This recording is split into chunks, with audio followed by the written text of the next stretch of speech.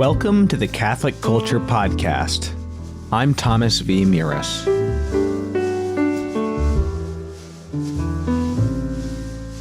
This podcast is an offering to the Holy Family and, less importantly, a production of CatholicCulture.org.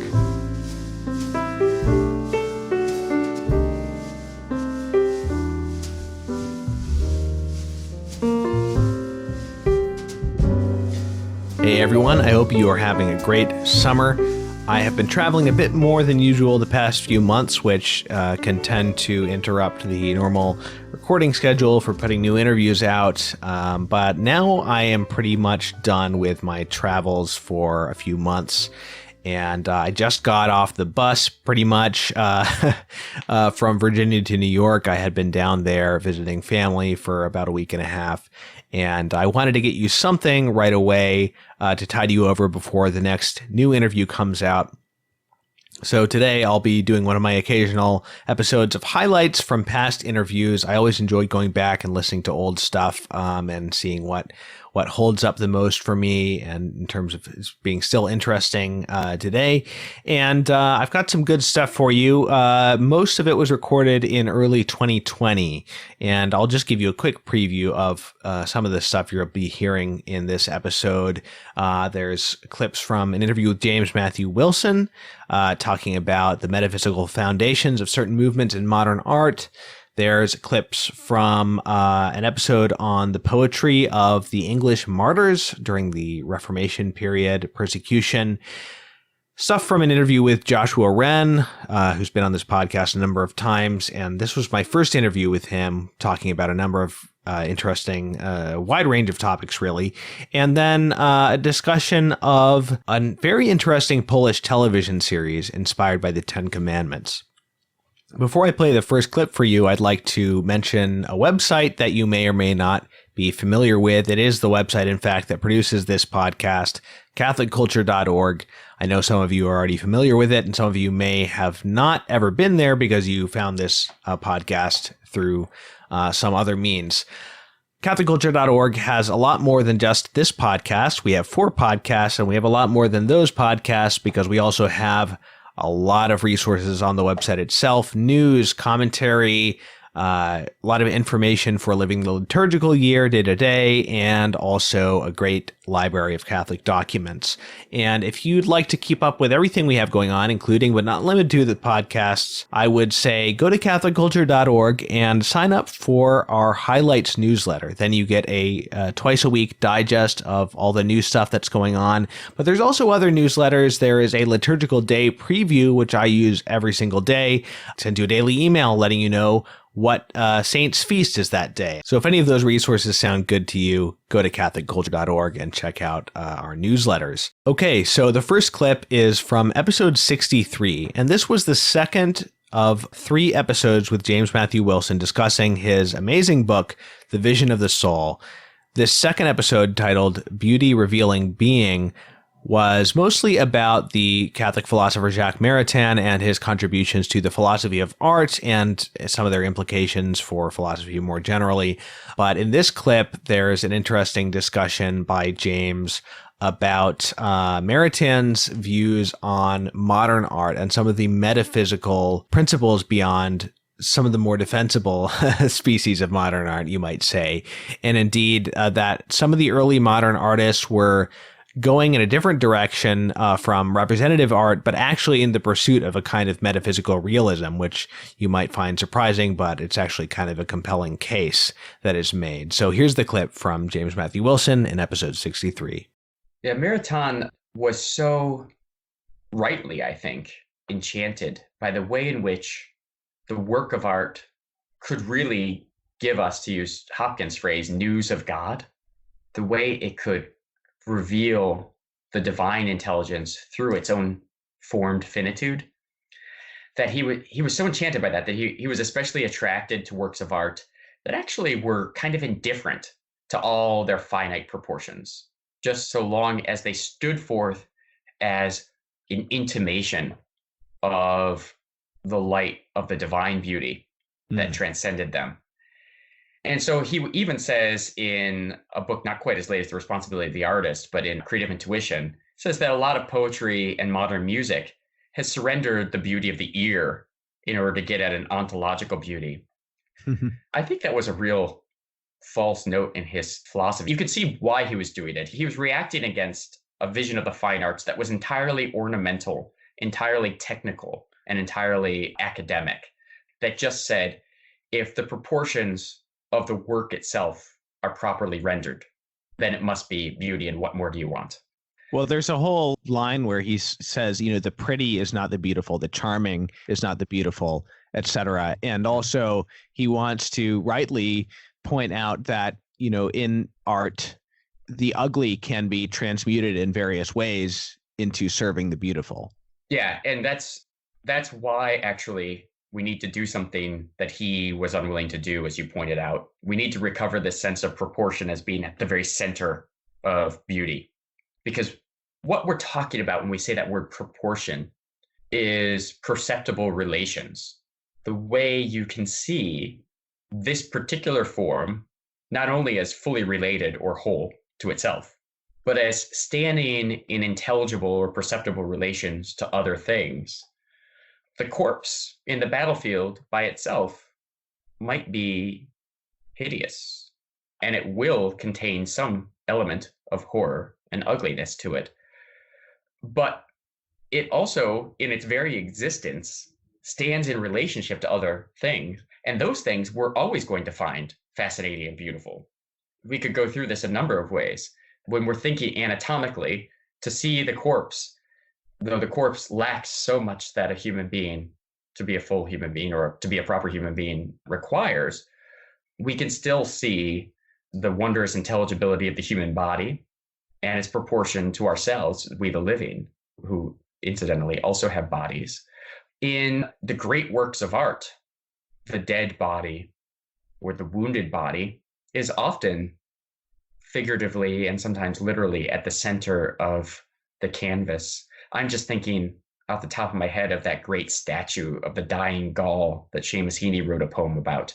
The Gaul, the barbarian warrior, laying down on his shield after he's received his death blow. It's one of the great works of statuary, up there with that somewhat more decadent production, the Laocoon, where Laocoon and his sons are being surrounded by serpents. This is a scene of horror, and it's meant to excite horror in you. It's also a scene of beauty.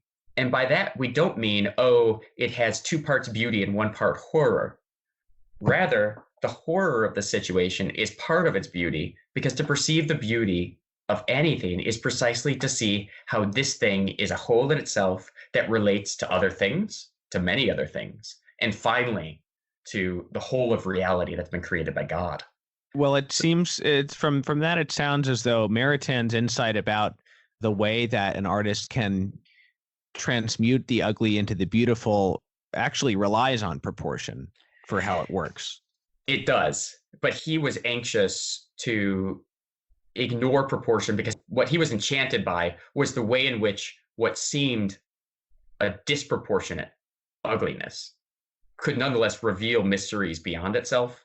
And so in the age in which he was writing, this is just what the best elements of modernism as a whole were attempting. The best figures in modernism is they were seeing how distorted, how much of a violation of verisimilitude or surface imitation the aesthetic could attain without betraying itself as the aesthetic.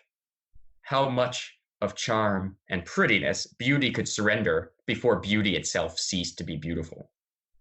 And you can understand why they would do that, again, because there were earlier accounts of the beautiful that really did reduce it to the pretty or the charming and to a very superficial vision of those things.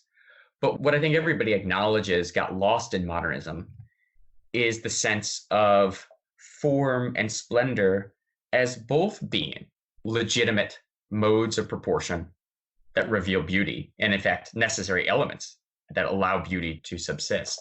And so the best works of art will always be those that have an integrity to themselves, that we can see them as having a kind of visible intelligibility and integrity or wholeness to themselves, but that also radiate these lines of connection both to other finite things, whether it's to their surrounding or to aspects of human history and human experience, to which they become connected, to which they throw out a line, as it were. And then finally to the divine. And it's just, again, Maritain he was so entranced by the mystery of the infinite showing itself in the particular that he was less interested or even willing to cast over entirely any attention to those more mundane, finite proportions that nonetheless have as much right to be an integral part of beauty as Claritas does. The other observation I wanted to make is going back to Aquinas' other definition of beauty, which has vexed many. He says beauty is that which being seen pleases. And one of the insights I took from your book is how that itself also relates to proportion. If we were to see it as something other than a subjectivism or a kind of purely sensory experience of pleasure, I think another kind of proportion that it's important to attend to is the way, and this ties back into what you were saying earlier in this episode and in the previous discussion, the way in which reality is actually fitted to us, in the way it's actually proportioned to our intellects. Yeah, that's another aspect, I think, of the limitation, but also the riches of Maritain's account of beauty. He offers in a footnote a statement that is kind of contemptuous of our demand that the beautiful thing be proportioned to our intellects. And his reasoning is easy to find. If you ask Aquinas, is God intelligible? Is he knowable? Aquinas would, of course, say, not only is God knowable, he's the most knowable thing that is. He is pure intelligibility. Yeah. But then you ask him, but can we know him? And he say, well, okay, so he's the first knowable thing, absolutely, or objectively, as it were. But subjectively, he is in a very real sense the least knowable thing for us, or the last knowable thing. We have to do a whole lot of discursive labor to come even to a knowledge of God as being itself. We have to be able to think things through, and God is sort of the destiny of that journey for us, says Aquinas. So there's what's first absolutely, but what's also first for us. When Maritain talks about beauty, he's so enraptured by beauty as the absolute light of God that he's less sympathetic to those works of art that would condescend to being first for us, that is to say, readily intelligible and perceptible for us. My big argument within fine arts is to say, well, what we really want is a work of art that's beautiful in the sense that it's as perfectly proportioned as possible to the divine light of the creative intelligence, but also proportioned to we poor human creatures who have a receptive intelligence, so that we simultaneously can experience overwhelming light and not be totally rendered blind by it. Is this modern aspect, this modern emphasis in Maritain and others on the sort of absolute aspects of the work itself, is this why you later in the book refer to modernism, somewhat surprisingly to me, as being sort of a metaphysically realist movement? That's right. The modernism in art, not in, Catholic theology. Yeah, the way I'd put it is modernism in art, right? Is the 19th century made pretenses of being realistic, but what they meant by realism, and this is something Maritain's very perceptive on, what they meant by realism was a superficial replication of the surfaces of things, because they assumed that things have no depth. But everything has depth, whether it's a paperclip or a blade of grass, much less a human person. And therefore, 19th century realism fails by not being nearly realistic enough. You have to be willing to enter into the depths and the mystery of being in order to really perceive the real, to encounter the real, to encounter being. And so a lot of modernist works do it, but they do it in a kind of irritating way, as in, you look at a Rothko painting, just to give an example, and you say, well, what is it? I don't know, says your friend. And then somebody else chimes in, well, it must be some kind of, showing forth of the light of the mystery of being. And everybody nods their head. Yeah, I guess that's it. The surface is so banal that it must be concealing some kind of depth to it. And a lot of the time that's the case. The modernists were really experimenting to see how far they could go in neglecting surfaces to get at depth, precisely because they were reacting against an age that had tried to perfect surfaces, but was totally negligent of the depths of being. Hmm. That sounds very sympathetic to me. That's a very sympathetic way of casting them. Well, there's another way of casting them, which is that, yeah, they were after the depth, but the depth they were after was not the depth of being, but the depth of psychology. And in fact, that is a part Hmm. of modernism, so that modernism becomes pure self expression, pure subjective emanation. And at which point, you might as well just chuck the whole thing. If art ever becomes about self expression, that it's just not worth doing. The next clip I want to play for you is from episode 69, The Poetry of the English Martyrs. This was an interview with Benedict Whalen, who was the editor of a new edition of a classic poetry collection, Lyra Martyrum, published by Cluny Media. And this is a collection of poems by men who died for the Catholic faith under Protestant persecution in England. It's a fascinating phenomenon that we have quite a number of martyrs from this period who were actually accomplished writers of verse. And so in this clip, Benedict talks about the circumstances, the cultural circumstances that led to this. And also you're going to hear in particular about probably the greatest of these poets, St. Robert Southwell, who was a Jesuit martyr and a pretty well-known poet in the canon of English poetry even today. So you'll hear about his life, and also you'll hear James Majewski from our Catholic Culture Audiobooks podcast jumping in and reading Robert Southwell's most famous poem, a Christmas poem called The Burning Babe. Yeah, it is really interesting. In fact, this is one of the things that interests me most about these great saints and poets. One of the other delights for us, I think, and treats for us is as English speakers, these are particularly our own. This is great poetry in our own native tongue, written by great saints.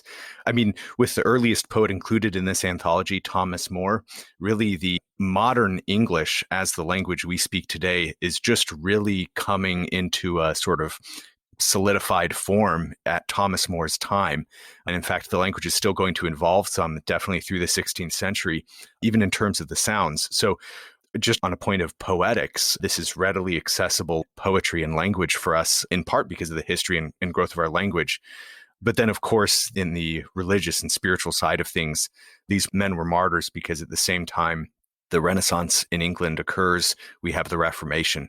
And so all of these Catholics are native Englishmen, English speakers, and their country has, within one generation, abandoned the Catholic Church. And so that sets up the sort of sphere for conflict and the necessity in these cases for martyrdom. There are a lot of sort of complicated or also straightforward but particular circumstances for each of these men. But one of the things that interests me the most is that just as a set, these are serious men. They are serious intellectuals. I mean, just to name Thomas More now is to name one of the greatest figures of the Renaissance in Europe, friends with Erasmus, famous throughout Europe for his great learning and his great accomplishments.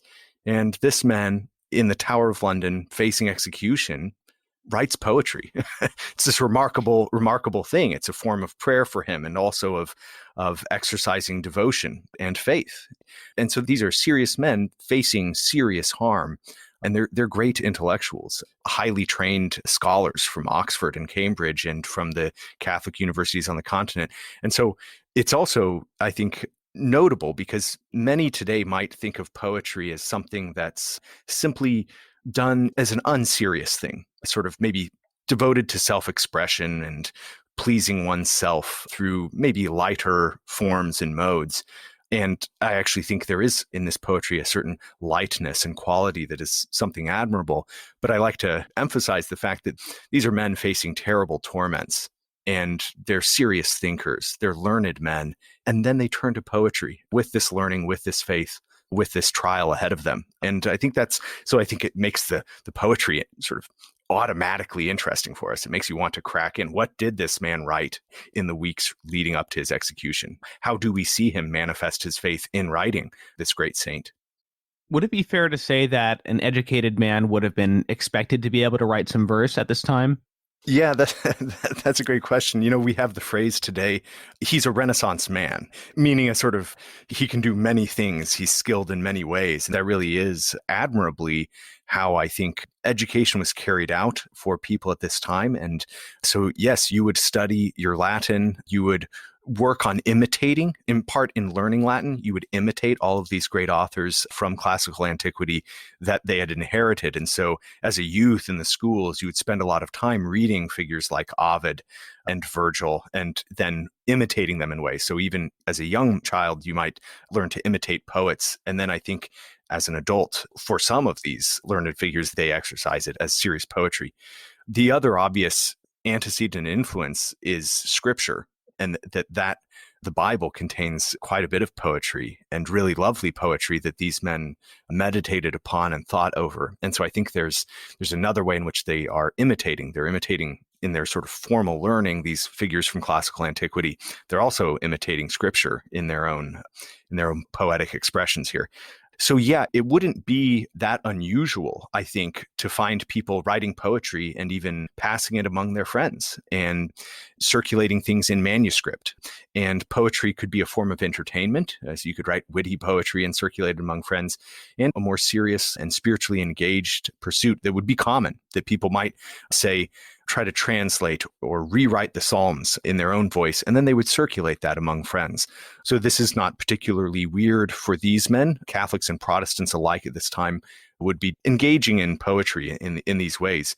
I think it's quite different than many of us do today, though. And so we can see some of the distance there, I think. Let's move on to talk about the poet who is most prolific in this anthology, St. Robert Southwell. And he's, as I mentioned earlier, certainly the most highly regarded of these poets. I have the New Oxford Book of English Verse, for example, and one or two of his poems are in that. That's right. And certainly he was my favorite on a literary level of all of these poets in the book. So why don't we first talk about his life? Yeah. So Southwell, very interesting. He came from a family that had a lot of Catholic roots, as in fact most of these families did. Everybody's grandparents were Catholic, but his had some sort of tighter and firmer roots and sort of tempestuous relation, but it's not exactly clear how faithful his father was. When Southwell came back to England after he was ordained, we have a letter he wrote to his father encouraging him to stop attending the Church of England services and to reunite with the Roman Church. And so it seems like his father had drifted at some point, but Southwell's mother seems to have fostered this faith in him. And when he was a young boy, well, a young man, age 15, he was sent over to Douai, where there was the English college there, where they were training young Englishmen for the priesthood and who would then go back and minister sacraments to the English Catholics. And from Douai, then after a couple of years, he went to Rome and he studied and was ordained within the Society of Jesus. And eventually he made his way back to England. Southwell was quite influential in England. Most of the other Jesuits who came to England did not last as long as he did before capture. And so Southwell's mission was particularly successful because he was able to evade capture for 6 years, mostly while he was in London. And so he became a networker and could help place these other priests who would come in, find him, and then he would place them in different regions of England. So he was quite important for the period just in terms of the English recusant Catholic population and activity. But he wrote copiously prose works and poetry. And he is definitely, just in terms of poetic influence, I think he's the most important in this anthology. Ben Jonson, who's a great poet, really, he's just a little bit younger than Robert Southwell. And Ben Jonson is Shakespeare's great friend and competitor on the English stage. So the second great English playwright, and he's a great poet. And Ben Jonson was also a learned man in the classics, and he was also a little bit sort of famously pompous. And we have him recorded having said that he'd be content to destroy many of his writings if he could be said to have been the author of The Burning Babe by Robert Southwell. So this is one of the learned, maybe pompous, really at the center of the literary scene in England at the time, exalting The Burning Babe as one of, he thought, the finest lyrics that he's seen. And it really is, it's one of the most commonly anthologized and has a great influence. As I in hoary winter's night stood shivering in the snow, Surprised I was with sudden heat, which made my heart to glow. And lifting up a fearful eye to view what fire was near, a pretty babe, all burning bright, did in the air appear, who scorched with excessive heat such floods of tears did shed, as though his floods should quench his flames, which with his tears were fed. Alas, quoth he, but newly born in fiery heats I fry, yet none approach to warm their hearts or feel my fire but I. My faultless breast the furnace is, the fuel wounding thorns. Love is the fire and sighs the smoke, the ashes shame and scorns. The fuel justice layeth on, and mercy blows the coals.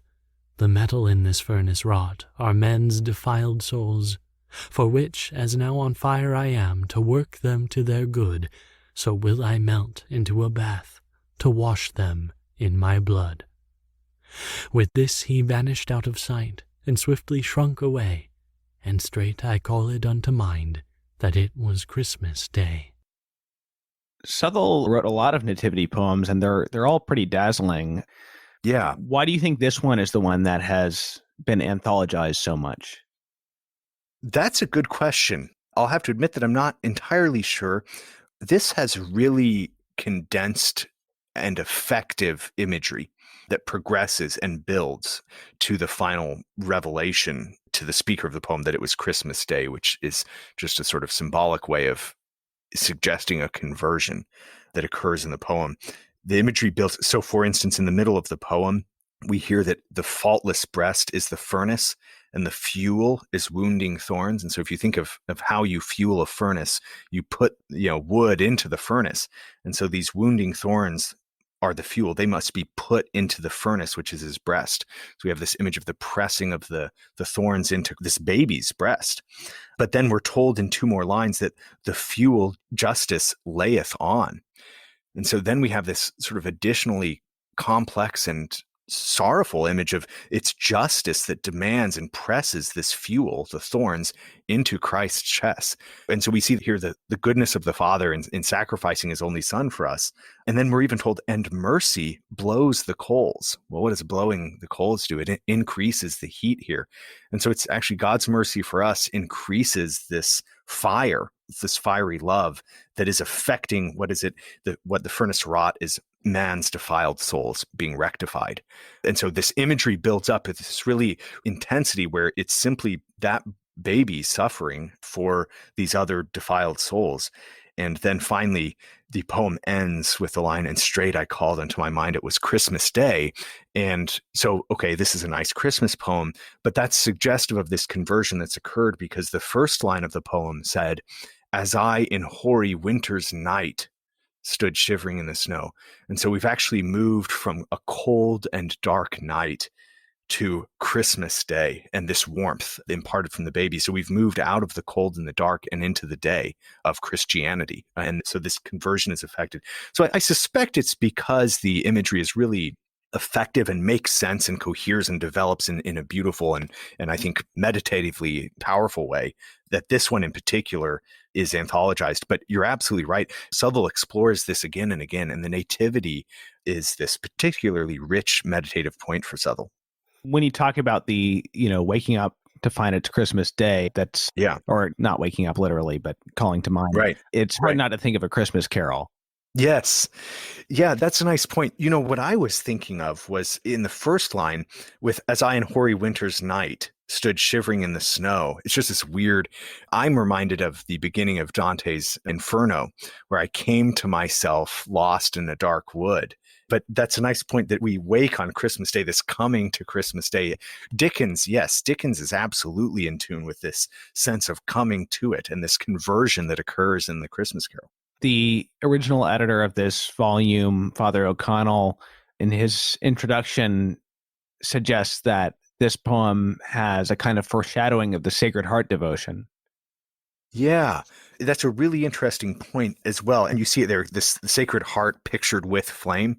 And here that it's and thorns. Yes, thank you. And here the love is the fire. And you have the wounding thorns. The next clips are from episode 70, and this was my first conversation with Joshua Wren, who is a fiction writer, editor, publisher, professor, and we talked about a lot of things in this interview, but in the next couple clips you hear first his views on the common secular critique of cultural appropriation, Joshua Wren's critique of that critique in the art world today. And the second bit is more on a personal note, some fascinating stories about how Joshua ended up coming back to the Catholic faith, how he met his wife, some really, really interesting circumstances there that you'll enjoy hearing about.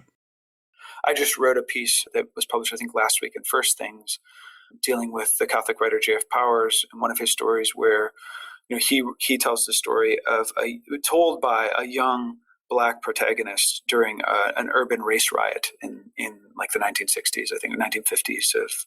And there's a piece that was recently published by Zadie Smith in the New York Review of Books where she says, right, one of the things that's really impoverished about our time is that in literary culture is that we're told by the dominant literary culture that we should only write stories about people who are fundamentally like us. So like, for example, right, I should, I should only write about characters who are LGBTQ or something like that, right? Or I should only write about characters who are, if I'm LGBTQ, or if I'm white, I should only write about characters who are white, or if I'm Black, I should only write about characters who are Black. But the Catholic imagination, of course, understands that these things that make us different from one another are not dismissible, right? But they're only sort of accidental, and they only tell part of the story. And so how do we enter into some of those particulars while also telling the story, while telling stories that delve into the deepest parts of ourselves that unify all of us? And I think that a lesser artist would have tried to tell that story and failed. But, the reason that they would have failed is not because they didn't have the exact same experience, but because they were just not as great of an artist, So like someone could write a story like J.F. Powers, The Trouble is the name of the story, that tries to write, a Black character going through a race riot and just miserably fails. And it's just this kind of caricature or something, right? Like, but that makes them a bad artist. Also a modern day young Black person might write such a story and fail because he's projecting his contemporary mindset about, issues of race back into this time period. That is, I couldn't agree with you more. And that's why, right? So in this kind of conversation, one of the things that people say that they're going to do to try to get around it is like, well, if I'm writing a female character, I guess I probably really shouldn't do that, but I'll talk to one of my female friends and like run these things by her and say like, is this, approved? Can you give me your stamp of approval? The weird thing about that is, right, then you're sort of acting like that one person is able to speak on behalf of everyone. And that I thought wasn't something that we were allowed to do. So there are all kinds of like sort of logical inconsistencies. The other part of the argument that I've heard is that like, let's say white people can't write Black people, but Black people can write white people. On what grounds? Well, because they've been oppressed and they understand their oppressor better than their oppressor understands them. I don't know how that may be the case, right? That may be the case for certain particular writers, but there's no guarantee. Think about like, Frederick Douglass. Did he understand his oppressors very well? Probably better than they understood themselves in many ways, yeah. But you can't just sort of like a priori assume that. It's fair to say that both you and I are fairly weird men. And I have to ask, because it's something much on my mind lately, how did you find a wife? That's to respond to just your characterization. Yes, absolutely. I must call upon the patron saints of lost causes at every moment of every hour of every day in order to simply exist. So yes. So yeah, I mean, that very much right. My life has been that of sort of a misfit from the very beginning. I was first planning on becoming a Franciscan. So after my conversion or reversion to the Catholic faith in my early 20s, I reverted when I began to train. I was waiting tables and writing poetry basically full time, mainly writing poetry. And I had to train this young Catholic man, and I was deeply anti-Catholic at the time. And just kind of in this artsy scene. And we got into a lot of conversations about the Catholic faith and especially the real presence. And he was winning all of these arguments, but I didn't want him to know that he was winning. And so I started to sneak off to Mass on my own and not tell any of my friends, because it would have been the most shameful thing that anyone could do in that group. And every time the consecration would come about, I would basically, I don't know what happened, but I would lose consciousness. And I don't know if it was mystical or what, but it basically proved to me the reality of the real presence. And that was on the mystical side or on the spiritual side, extraordinarily important for my reversion. But on the natural level, just going over to this friend's house, and it was just very simple, witnessing his family life, right? Going over there and having a meal with him and his 3 children and his wife was such a powerful witness to me, because I was basically surrounded by a culture of death. And that was at that point, especially, that I began to long to find a spouse. But it is true, right? Yeah, I mean, I had sort of artistic aspirations, and any wise young woman who knows what it takes to raise a family, will be marrying a dentist, I suppose, right? Like, it's more rather than an artist. And so during that sort of period of searching, I certainly dated people, but more and more I began to turn towards priesthood. And after, basically, I have to tell this story because I came out to New York to try to join the Franciscan Friars of the Renewal. And that was one of my greatest aspirations. And I really admired their heroism, the seriousness with which they took their vows. They were, the brothers and priests were literally dumpster diving for their food when I went out there. But I had this interview with Father Benedict Rochelle, and it was one of the most memorable things of my life, because he was on a conversation on the phone counseling someone and simultaneously interviewing me. And he was entirely attentive to both at the same time.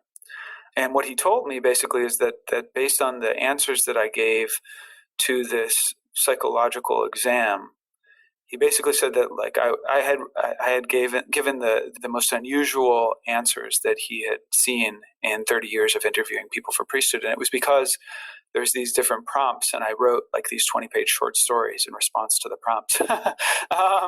So I came back from this attempt to become a religious, sort of spinning on my head, not knowing what to do. And I'm not really inclined to be charismatic.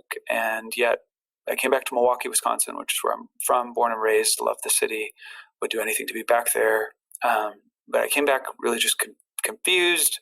And my aunt, who is very charismatic, invited me to a Catholic charismatic retreat. And I think because I was just so confused, I was willing to go.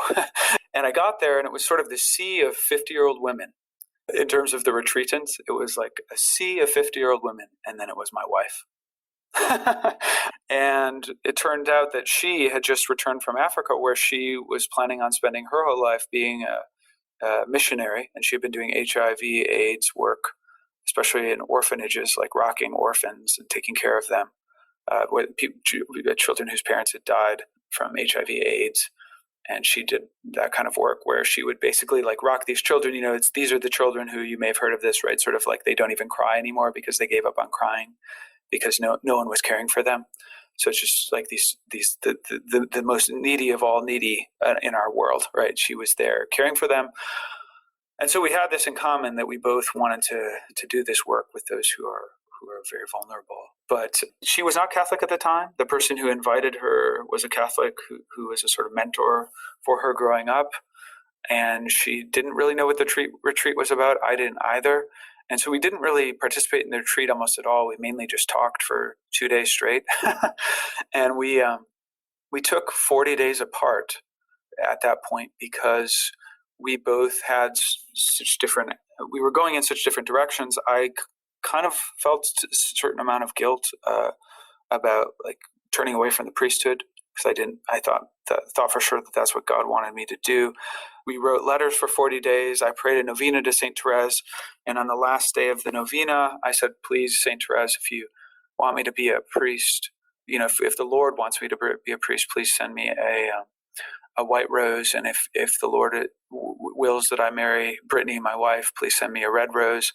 And on the last day of the novena, the communion line at daily mass was rerouted, so I had to go up past this side altar, and right underneath this statue, I think it was of the Sacred Heart of Jesus, there was a red rose. And I knew it was for me, and so basically I waited until everybody else left the church, and I ran up there and grabbed it. And I still have parts of the dried rose at home. Yeah, so that's how we met, and God bless my wife. I mean, she, as you said, we are weird men. She has been infinitely patient and merciful with the many sort of unconventional things that we've done over the course of the last 12 years that we've been married, including Wise But Booked. And she's been very supportive of all of it. Right? And really, we live our marriage very imperfectly, but fundamentally according to the way of abandonment to divine providence, that especially as articulated by Jean-Pierre de Caussade. And that really is that book, like, sort of spells out our life together, right? Sort of oftentimes what looks like on a superficial level failures or downturns, right, are always sort of sources of profound Well, I'm really grace. glad I asked that. I got a lot more than I expected. So I'm an Irish storyteller, so forgive me. You asked me a question, and I'll keep you here over a pint of Guinness for a few hours. great. No, that was great. The next clip is actually not from the Catholic Culture podcast. It's one of our other podcasts, Criteria, the Catholic Film Podcast. And over the past three years, actually, we just finished a major project, which was going through the Vatican Film List. If you don't know about it, that's a list of 45 important films that was published by the Vatican in 1995. And we went through the whole thing and discussed every single film on that list. Now, one of the films on that list is technically a series of 10 films. It's called Decalogue. And as the title indicates, it is inspired by the 10 Commandments. This is an earlier episode of Criteria, shortly after we started the podcast in 2020, talking about, this is from our episode on Decalogue 1. So that's the one inspired by the first commandment. And in this clip, we're just talking about the series as a whole, its premise, the approach that it takes, and some of the story behind it, which in itself is kind of an interesting snapshot into a certain era of Polish history and Polish Catholic history. Oh, I should mention that if you want to listen to the full episode that any of these clips come from, I'm putting the links to all of those in the show notes. So, okay, here is the clip from Decalogue. This series, Decalogue, by the great Polish director Krzysztof Kieślowski. This is on the Vatican Film List under the heading of Values. It's not exactly a TV show, but it's a series of 10 short films, about an hour each. Made for Polish television. 2 of them have feature-length versions, but most of them are just under an hour. Can I just say that I feel like this says something about the Polish people, that these films could be made for and aired on Polish television? Right. Well, I wonder how it would be in Poland now, because, I mean, there's a lot of problems with art under communism, but there was censorship. But if you could find clever ways to get around the censors, it seems like you could do things that were very non-commercial. Interesting. Because they say nobody in particular's money was being spent, which isn't really true, but there was at least not like really a profit motive going on. Well, on Catholic Culture Audiobooks, which is the sister podcast that I host, we recently did Solzhenitsyn's Harvard address, in which he talks about the spiritual wisdom won by the peoples of Russia and Eastern Europe under the tight grip of a communist regime. And watching this series, at least the first installment of this series, which is what we're talking about Decalogue 1 in today's episode, made me kind of think about that if this is the sort of fare that is offered up to general audiences on Polish television, maybe it speaks to the spiritual wisdom acquired through decades of suffering. Yeah, I do wonder how it compares to Polish television now, but also of the time. I'm sure this wasn't exactly typical of television at the time. Kieślowski, in his comments on the series, which I've read in a couple of different books on Kieślowski, mentions that he says there's a number of mistakes I made in not going with what television audiences expect.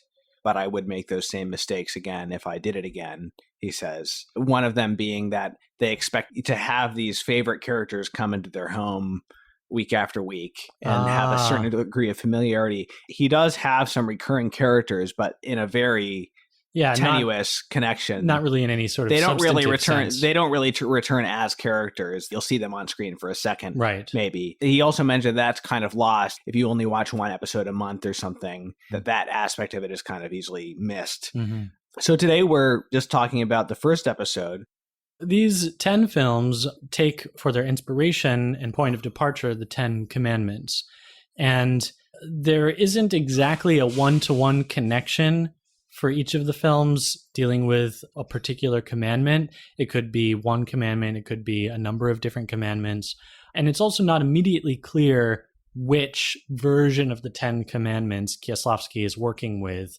But in the case of this first installment, it's really evident that we're talking about the first commandment. Right. When James says version, he means like in some lists, especially from Protestants, you'll maybe see a longer commandment as number 2 about not making graven images and things like that. And then the 9th and 10th are squeezed into one about not coveting. Whereas in the Catholic lists, the second one, the stuff about graven images is typically omitted. And then the 9th and 10th, the stuff about coveting is split between 9 being you shall not covet your neighbor's wife, and 10 being not coveting your neighbor's goods, which I don't know that everybody's even aware that the Protestants might have a different list there. So yeah, this was filmed in, I believe, 88 and 89. So this is right at the end of Soviet Poland, essentially. Right. These films are interesting just to give kind of like an overview of the setting. It's basically set in this one Soviet apartment block in, is it Krakow or Warsaw? Warsaw. It's in Warsaw. And Kieślowski says that he picked this one because it was the most beautiful apartment complex in Warsaw. It was just saying a lot because you don't even want to know what the other ones looked like. Right. And they're all set in this area. And part of the reason for that is because he was thinking about how ordinary people have very psychologically and morally dramatic events happen in their lives, but they don't necessarily want to open up to others about it. You never know what's going on in most people's interiors. Initially, he had the idea of getting a stadium full of 100,000 people and having a shot where it just zooms in on one of their faces every episode and shows you their story. Sure. So instead of doing that, what they did is they took this apartment complex and kind of had the idea that, I don't think they actually do this visually in every episode, but if you zoomed in on any one of those windows in this totally uniform, bland looking apartment complex, you would have a unique person with their own unique story inside. Yeah, that impulse makes total sense to me, given that this was a film produced under Soviet regime in Poland and socialist Poland. Apartment buildings are kind of, I think, iconic symbols of socialist communist regimes. The architecture is so specific to communism. First off, just an apartment building itself is already kind of a dehumanizing element. It's kind of an unfortunate way for humans to live. You don't necessarily own the room that you're in, unless it's a condo, I suppose. I think that's the distinction between condo and apartment. First off, it suggests that there's other ownership and that you're renting. Even if you're not renting, you're owning things in common. There's not really a sense of private property, your own land. You don't have your own land.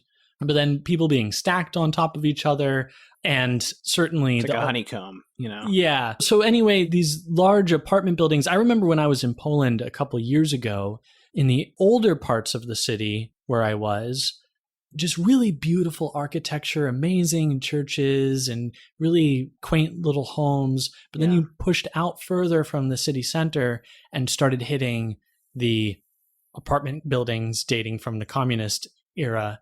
And it was like a very stark difference. And so many of the cities were destroyed during the war that a lot of them don't even have an old section. Right, exactly. Warsaw is the perfect example of this. I think Warsaw was basically completely leveled during World War II, and then whatever was left was pretty much leveled. I think there's a couple where they rebuilt some of the old things, and there's a couple that survived, like the city of Lodz or whatever, how you pronounce it. A lot of that stuff survived, so it's kind of a little quirky town. But right. So I think that looking at these apartment buildings, it's not immediately obvious that much human drama takes place in there.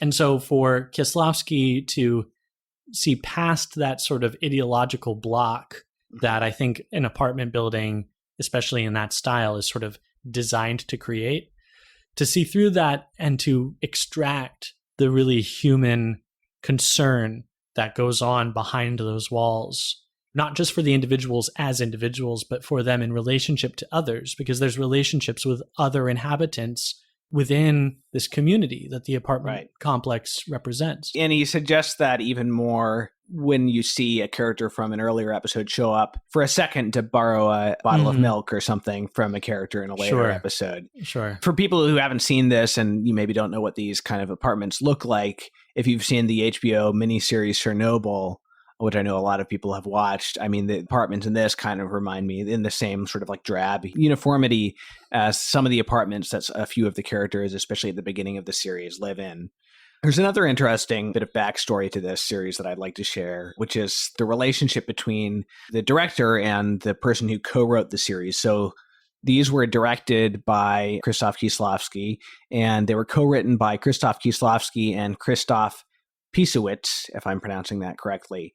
Pisowicz co-wrote all of Kieslowski's best-known films, the Three Colors trilogy, The Double Life of Veronique, and the film before this, before Decalogue, I think it's called No End, if I'm not mistaken, was the first project they did together. And the way that they met was very interesting. So Kieslowski was a documentarian starting out for a number of years. And in 1981, Poland went under martial law. And at this time, there were people putting anti-communist graffiti up and all these different little gestures. And a lot of people were being tried for sedition and things like that. So Kieslowski, as a documentarian, wanted to go into the courts and film some of these trials. So he somehow got permission to do this. And he was filming some of these things.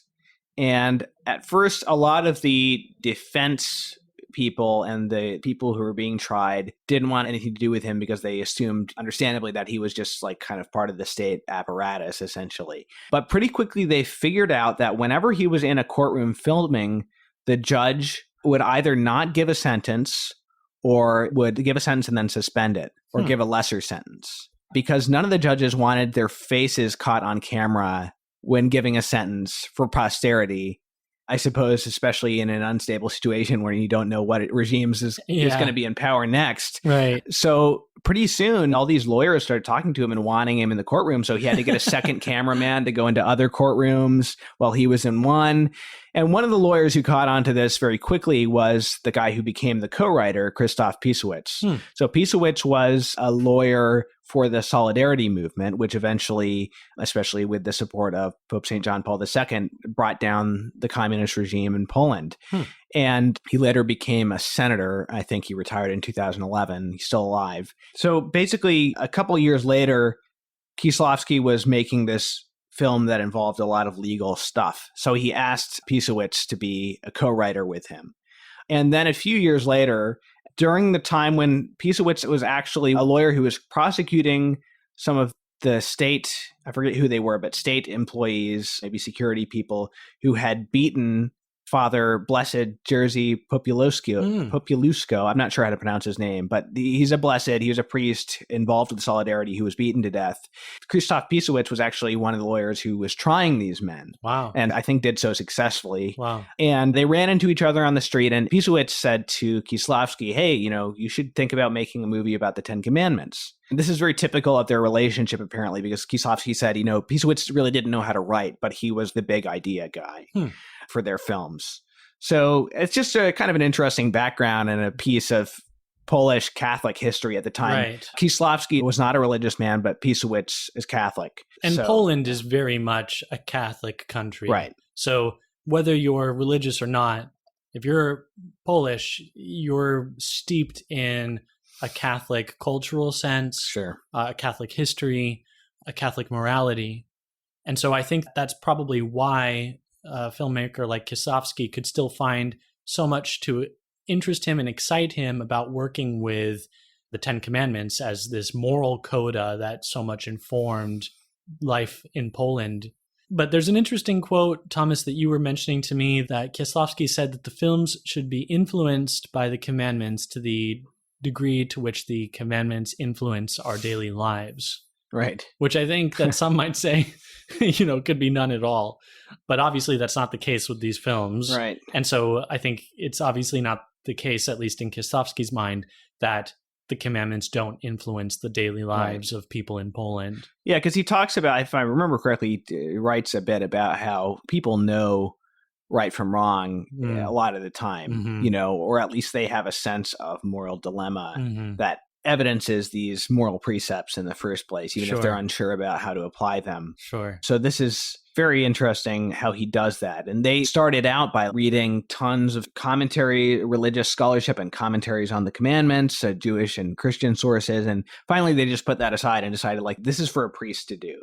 We don't want to be delivering a sermon here. So what they're doing is something a little bit less direct. So depending on the episode, you may or may not see a really obvious, clear connection between the episode and a given commandment.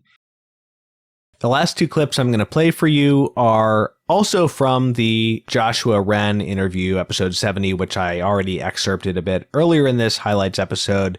Got two more segments of that that I still really enjoy. In one of them, I asked Joshua about the role of a fiction editor. And then the other one, I wanted to get his take on Flannery O'Connor. And my question was whether, despite her in many ways deserved reputation as this great mid-20th century Catholic short story writer, maybe isn't there something a little bit limited about her work? And maybe is it going to be a bit limiting if she's held up as the model for all future Catholic fiction writers to follow in this modern age? Let me ask you about the role of an editor, because it's something I'm curious about. Because, being more familiar with the history of music myself, there's really no analogous role for composers. And it would seem almost insane, to think of a Mozart or somebody having an editor, right? Right. They would have teachers, but at a certain point, they're not submitting their compositions to an editor. So can you give me a kind of apologia for the editor's role in sort of working on someone else's artwork? Mm-hmm. One of the reasons that it would seem like a bad idea is because, right, you have sort of the ideal of unity, right, and just having the unity across the work would be seemingly under siege, right, if you have multiple people sort of working together almost pseudo-collectively on the same piece. It would seem like it could become a kind of collage or a pastiche, and you could identify when the editor intervened, and when the author was asleep, or when the editor overrode something that the author wanted to be there. And so, yeah, there are good reasons to be concerned, and those things can happen. And certainly when I edit, right, I use track changes in the document and really weigh every single line, every single word, and am very, I guess you could say, unflinching in my insistence that this has to be as perfect as it possibly can be. But all that being said, I give the author the final decision-making role, unless there's just some sort of travesty, right? Like a character that is really poorly written and just has to go. Or a scene that is sentimental no matter how many times we try to make it more complex.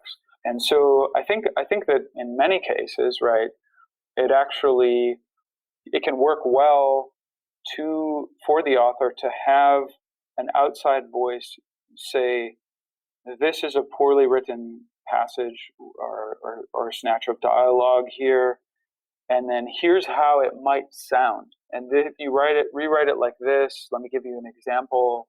This is how it could read better. I, as the editor, might give them an example. At that point, they might say, absolutely not. The way that you rewrote it is horrible, but the original way that I had it was also bad. So I realize now that I need to refine this, to go back. And the editor's role is oftentimes to alert the author to what they've done badly. That's sort of what Flannery O'Connor says at the end of her essay on the nature and aim of fiction, is that teachers of writing, and I think you could say editors, are also in the same situation, right?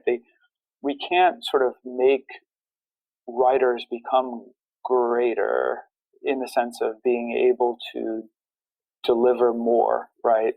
But what we can do is point out where things are going wrong, and that is a small thing, but it's a really important thing to make sure that there is not a single note that's false in that work, right? That the author might be so familiar with the work or so immersed in it that they won't see those false notes, whereas the editor can.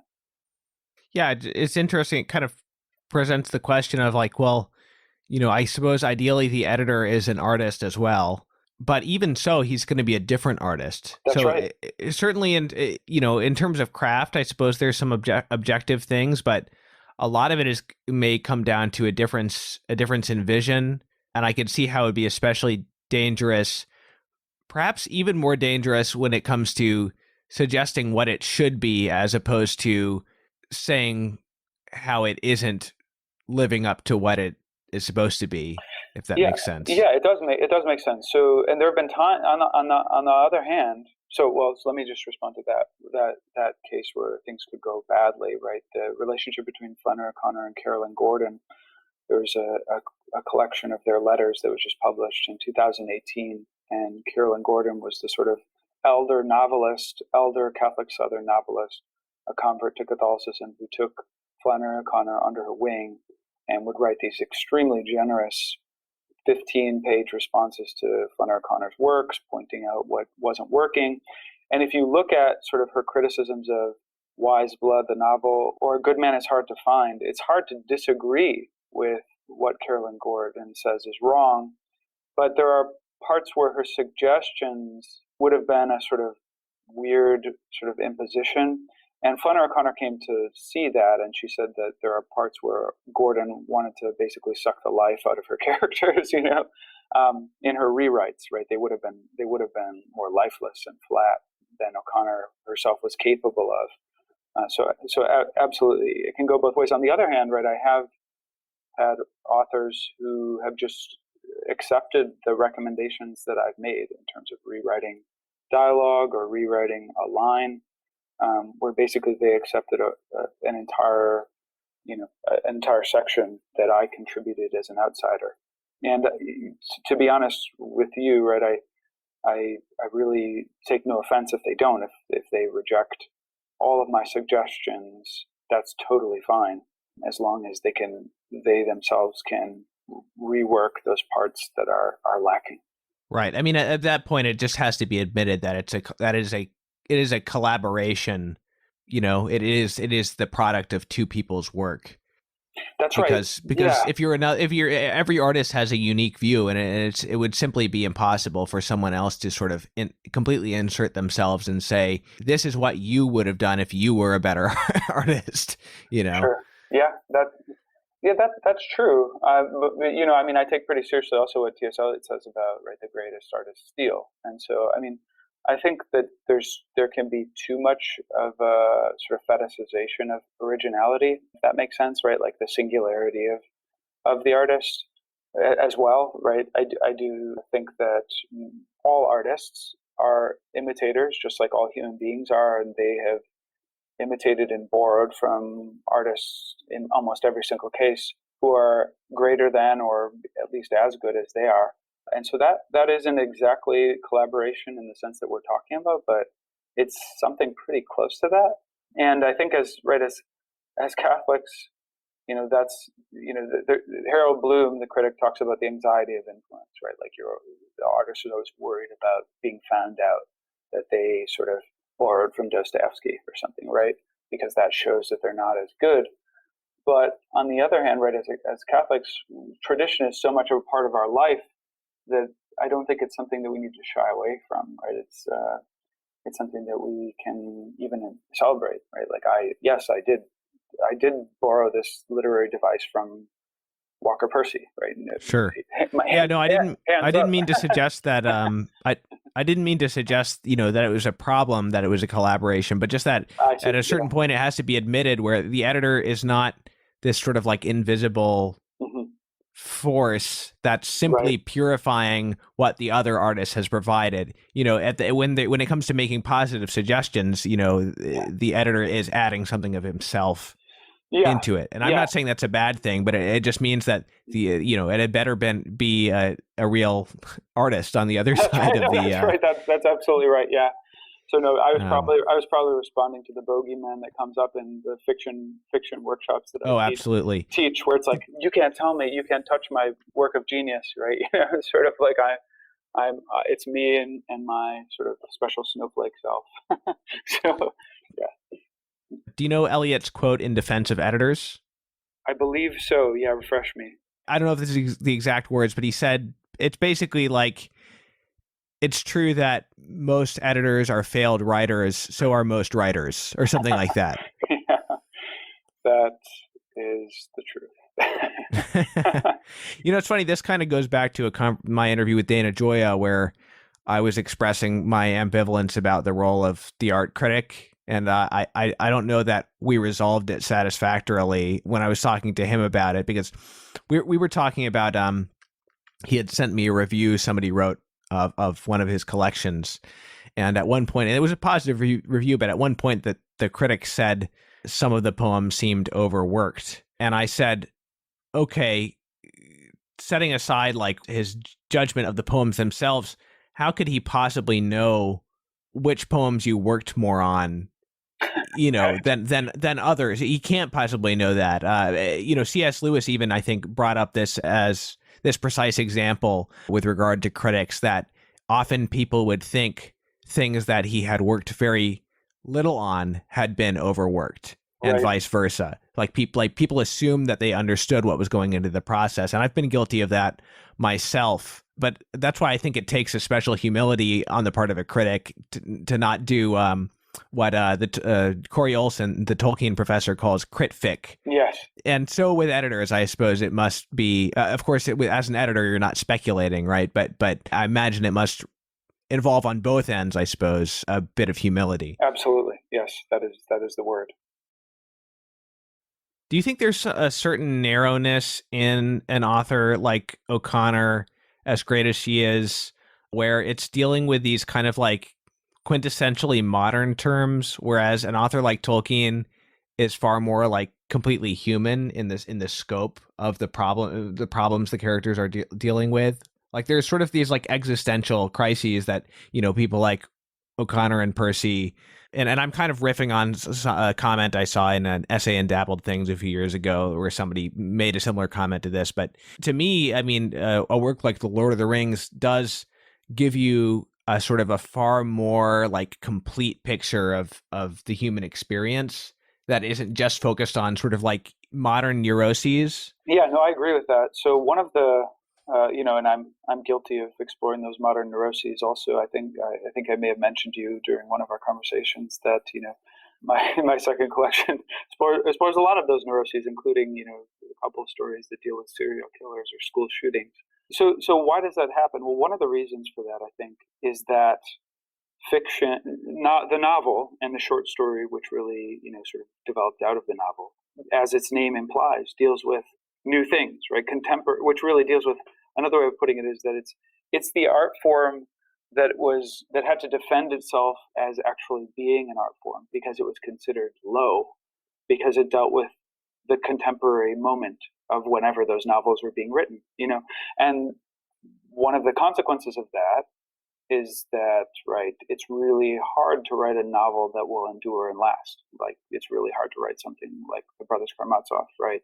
Or even a lot of the great 19th century novels, right? They'll be read for classrooms, but some of them, even the greatest ones, in certain real ways are dated and hard to figure out what's going on without footnotes, for example, because they're tied up with their historical moment. And 20th century fiction is no different, right? So I think so the form lends itself to kind of an exploration of these contemporary neuroses, but it also then, I guess, makes man seem narrower, gives us a vision of man that is narrower than he actually is. As you say, I totally agree with you. Take for example, right, The Betrothed by Manzoni, right? And I know that that's a novel too, but it's an early novel written I think. And there you have these really compelling portraits of human beings who are just not filled with resentment, and they don't hate their parents. They don't feel like the world is going to disappear into an abyss at any moment. Right. Well, there's a certain scope for like warmth and sort of generosity of spirit and heroism that I'm not saying there's no heroism in O'Connor, but you're right.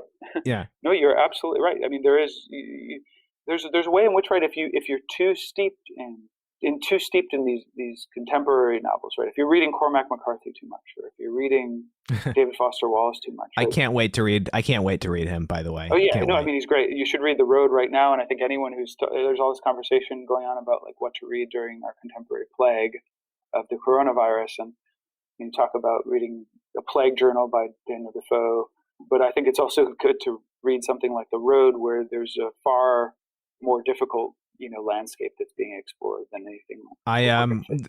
R.J. Snell has a great book on acedia. Actually, surprisingly, one of the more popular episodes of this podcast was my interview with him on acedia.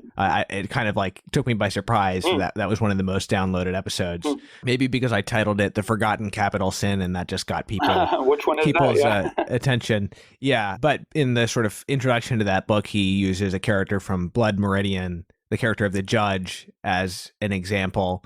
And then I've also seen the Coen brothers' No Country for Old Men, which I quite like. So I definitely I expect to like Cormac McCarthy a lot when I do read him. Yeah, I mean, another Christ-haunted author, definitely some real engagement with Catholic things. But to go back to these works that aren't obsessed with neuroses, like The Betrothed, which is really, I guess, one of the first modern Catholic novels, but in a way it sort of doesn't have all these hangovers and hang-ups of literary modernism and what we come to see, right, in most of the Catholic literary tradition. And I think it's really important to return to works like that, to return to portrayals of good souls. And it's hard to write a good character well. I think it was Simone Weil who says that fictional evil is interesting and fictional good is boring, right? The good characters in fiction always seem more boring and less interesting than the evil ones. And there's a lot of truth to that. But Manzoni and others, right, give the lie to that as being categorically an absolute truth. And there's something really cleansing about that. I think it was Stratford Caldecott who said that about going through Tolkien too. Right? I mean, you're obviously passing through the deepest depths of evil as well, right, with someone like Shelob. But you're also, there are sublime heights that you don't typically reach in contemporary fiction or modern fiction as well, that Tolkien is able to hit. So you're absolutely, I couldn't agree with you more. Okay, everybody, I hope you enjoyed those clips. Now, again, if you want to listen to the whole episode that any of those clips came from, I've linked to those 4 episodes in the show notes for this episode. And thanks for being patient, and I'll be back soon with some new stuff for you guys. So hope you are enjoying the rest of your summers, and I will see you soon.